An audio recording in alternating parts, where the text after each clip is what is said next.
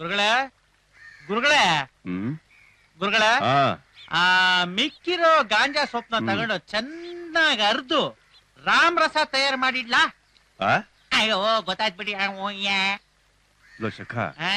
ಆ ಶಾಸ್ತ್ರಿಗಳ ಮನೆಗೆ ಹೋಗಿ ಗಂಧಿಗೆ ಪದಾರ್ಥಗಳನ್ನ ತಯಾರು ಮಾಡಕ್ ಹೇಳೋ. ಸರಿ ಗುರುಗಳೇ, ಹೇಳ್ಬಿಟ್ಟು ಬರ್ತೀನಿ. ಏನಯ್ಯ ರೆಡ್ಡಿ? ಓಹ್ ಬಾಪ ಕುತ್ಕೋ. ಅಲ್ಲಯ್ಯ, ನಿಮ್ಮಪ್ಪ 10 ಎಕರೆ ಜಮೀನ್ ಮಾಡಿಟ್ಟಿದ್ದಾರೆ. ನೆಮ್ಮದಿಯಾಗಿ ಉಳ್ಮೆ ಮಾಡ್ಕೊಂಡು ಇರೋದ್ ಬಿಟ್ಟು ಈ ಮಾಟ ಮಂತ್ರ ಇವೆಲ್ಲ ಯಾಕೆ ಬೇಕು ನಿನ್ಗೆ? ನಿನ್ಗೆ ನನ್ನ ಬಗ್ಗೆ ಏನೋ ಗೊತ್ತು.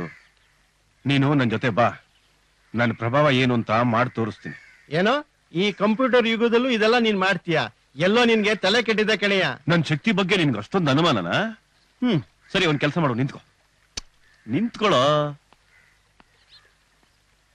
ಓಂ ಪ್ರಚಂಡ,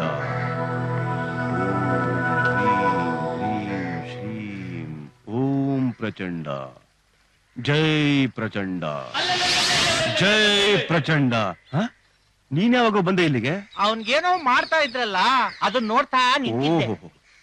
ಅವನಿಗೇನ್ ಮಾಡ್ತಿದ್ದೆ ಅಂತ ನೋಡ್ತಾ ಇದ್ಯಾ? ಈಗ ನೀನ್ ಬಗ್ಗೆ ನೋಡ್ಕೋ ಏನ್ ಮಾಡಿದೀನಿ ಅಂತ. ಕೌಡೆ ಬೇರೆ ಬಿಟ್ಟು ಹೋಗ್ತಾ ಇದಾರಲ್ಲಪ್ಪ. ಗುರುಗಳೇ, ನಾನು ಊರೊಳಗೆ ಹೆಂಗ್ ಬರ್ಲಿ ಗುರುಗಳೇ? ನೋಡಿ ಇಲ್ಲಿ. ಜೈ ಪ್ರಚಂಡ.